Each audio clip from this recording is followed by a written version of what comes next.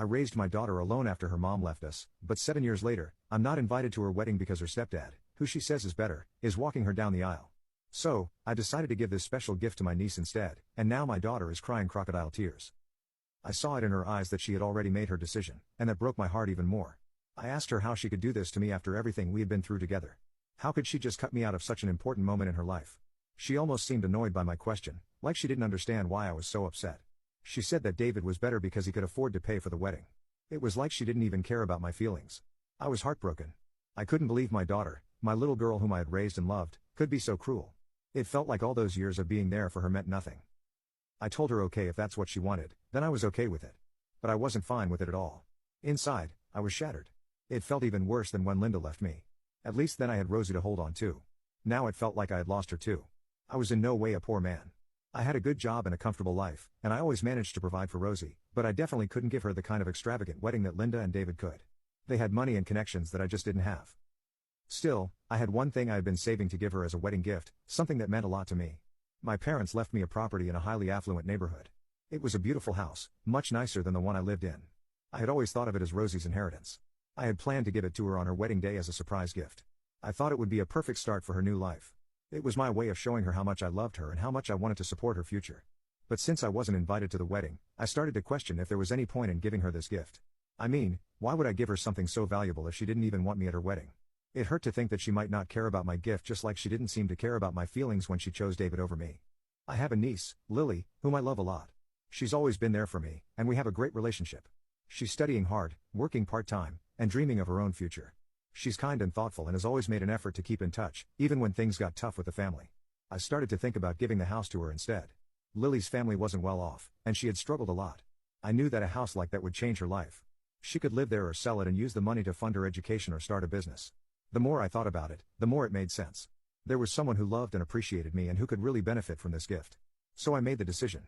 I decided I was going to give the house to Lily. It wasn't an easy choice because deep down, I still wanted to give it to Rosie, but I felt like it was the right thing to do. I didn't want to give something so precious to someone who didn't seem to value me or my presence in her life. When I told Lily about the house, her eyes lit up with joy. She couldn't believe it. She hugged me and thanked me over and over again. It felt good to see her so happy, to know that I was making a real difference in her life. It was a moment of joy in what had been a very difficult time for me. However, when Rosie heard about this, she wasn't having it. She called me, probably to try to talk me out of giving the house to Lily.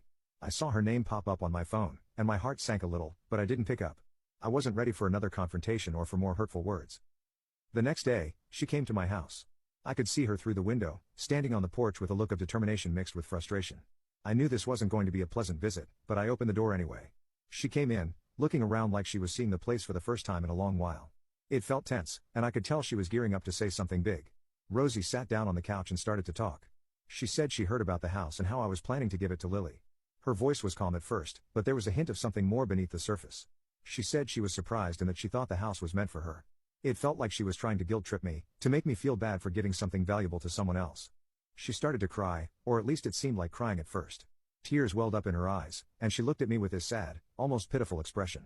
She said she couldn't believe that I would do something like this to her, that after everything, she deserved the house. She talked about how much it would mean to her and how it would be a way to start her new life with her husband. It felt like she was trying to manipulate me, using those tears to get what she wanted. But the more she talked, the more it felt off. Her tears seemed forced, like she was putting on a show. She kept looking at me, waiting for a reaction, expecting me to crumble and give in to her demands. She said things like, "Dad, how could you choose Lily over your own daughter? And don't you love me?" It was painful to hear, but I could see through it. It was clear she was trying to use my emotions against me.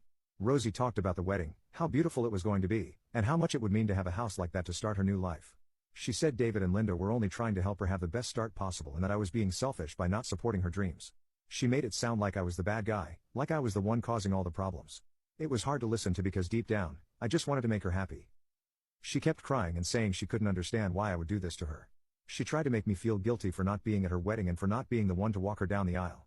She said she missed me and wanted things to be like they used to be, but it didn't feel genuine. It felt like she was saying whatever she thought would make me change my mind about the house.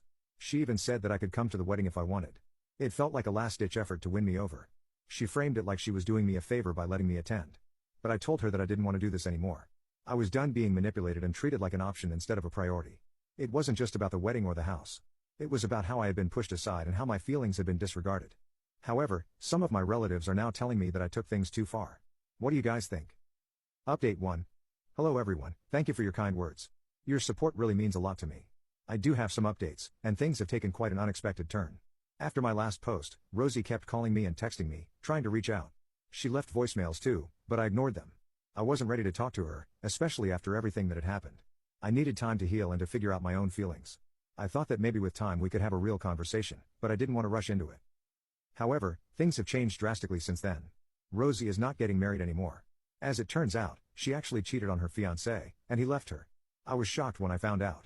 I never expected something like this to happen. Apparently, her fiancé caught her in the act. He came home earlier than expected one day and found Rosie with another man in their own apartment. I can't even imagine how devastating that must have been for him. He confronted them right then and there. The details are messy, but from what I gathered, he walked into the living room and saw them together on the couch in a very compromising position. It must have been a nightmare for him. I heard that he was so furious and heartbroken that he didn't even give them a chance to explain. He immediately kicked her out, telling her to take her things and never come back. I found out about this through a mutual friend who still keeps in touch with Rosie's circle. She called me one evening and told me the whole story. She said she thought I should know, given everything that had happened with the wedding and the house. I was stunned. I didn't know what to think or how to feel.